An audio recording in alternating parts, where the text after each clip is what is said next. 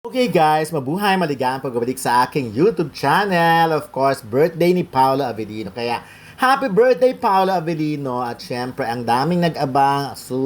Actually, super waiting talaga ng Kim Paulandia sa birthday message ni Mrs. kay Mr. O, diba? Mrs. kay Mr. Ayun nga, super wait talaga sila sa messages ni birthday greetings ni Kim para kay Paolo Avellino. At syempre, hindi naman sila nabigo. Dahil alam nyo, iba talaga ang babae sa lalaki. Ang lalaki talaga, basically, nonchalant talaga sila. Hindi sila yung masyadong expressive. Hindi na, like for example, yung mga birthday, minsan hindi nila yan i-express ng bonggang-bongga. Kumbaga, mas gusto nila yung verbal kesa yung, ayun nga, yung sinusulat, ayaw nila ng ganon. Mas gusto nila babatiin ng happy birthday, etc. with matching kiss.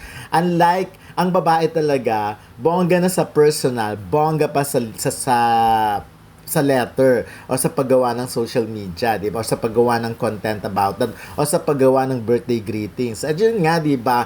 Sabi nga, todo effort talaga si Kim Chiu sa paglabas ng kanyang feelings for Paolo Avellino. Effort as in, nakita nyo naman, di ba? Parang nag-edit daw si Kim, of course. Kaya nakakatuwa. Talagang, at least, meron kang time for your loved one. Yan, gano'n, di ba? Nagbibigay ka talaga ng oras para at least naman, maganda rin kasi yung gano'n yung hindi na boring, hindi boring ang relationship pag gano'n, di ba? Kasi minsan boring na yung parang, mag-text, happy birthday. Yung sometimes kasi, may mga tao talagang nauubusan ng words when it comes to yung sa love nila. Yung hindi nila nga masyadong, hindi nga sila expressive, hindi nila ma-express ng bonggang-bongga. Unlike, may mga tao naman na talagang OA. At nasa character naman ni Kim Chiu talaga yung very much OA, di ba? Yung ganun siya, yung talagang pati sa paggawa ng birthday greetings, OA pa rin. So, at yun nga, alam nyo, ngayong araw na to, March tuloy, May 13 talaga, ay pinaligaya, maraming pinaligaya, milyong tao ang pinaligaya ni Kim Chiu and of course si Paolo Avellino because hindi sila nabigo talaga hindi nabigo ang kanilang pinaka-wish, inaasam na sana may magandang pasabog naman si Kim Chiu sa birthday ni Paolo Avellino. At ito na nga nakita niyo yan, di ba? Ang cute-cute. Yung talagang grabe din si Kim Chiu pag kung ano yung maisip.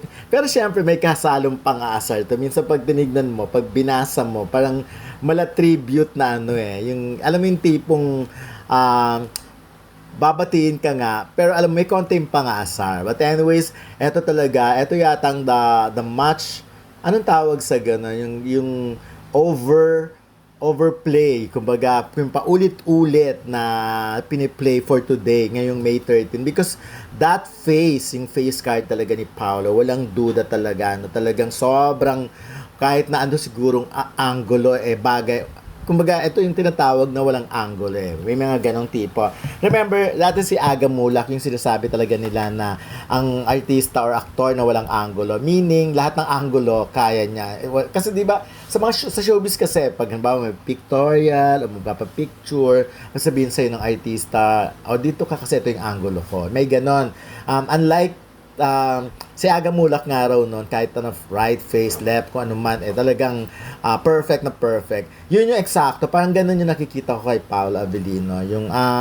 Yung face niya talaga, kaya pinakita niya na, to the left, to the right, diba? Ganun pa rin. At kaya alam mo, hindi ako nagtataka kung si Kim I'm sure si Kim favorite niya rin na binivideo or pinipicture ang face ni Paolo. Kasi talagang, nagdadala siya ng kahit walang masyadong expression, kahit walang masyadong paandar, pero nagdadala siya ng happiness, di ba?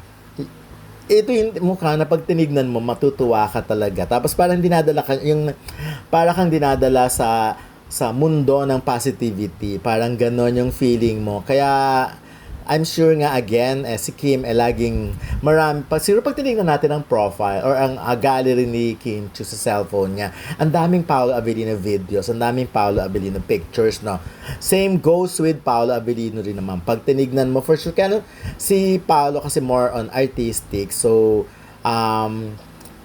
I'm sure mas marami siya sa camera. Yung gano'n. Yung talagang lahat ng angulo ni Kim nahahagip niya. Ayun. But anyways, ayun na. Magsabi naman kayo ng mga birthday messages niyo kay Paolo Avellino dito. Kasi kanina sa AM Minin, medyo, nung in-announce namin, medyo late ang mga birthday messages. So right now, eto na, batiin nyo na si Paolo. Kung ano ba mga gusto nyo sabihin kay Paolo Abilino. Of course, ang messages ni birthday wish ni Ray Pumaloy ay sana talagang magkatuluyan.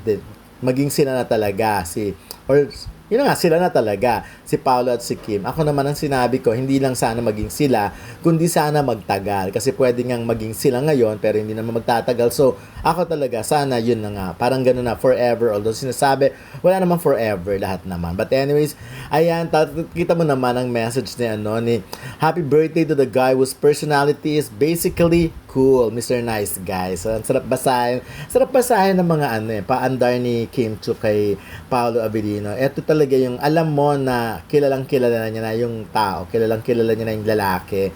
So, yun na.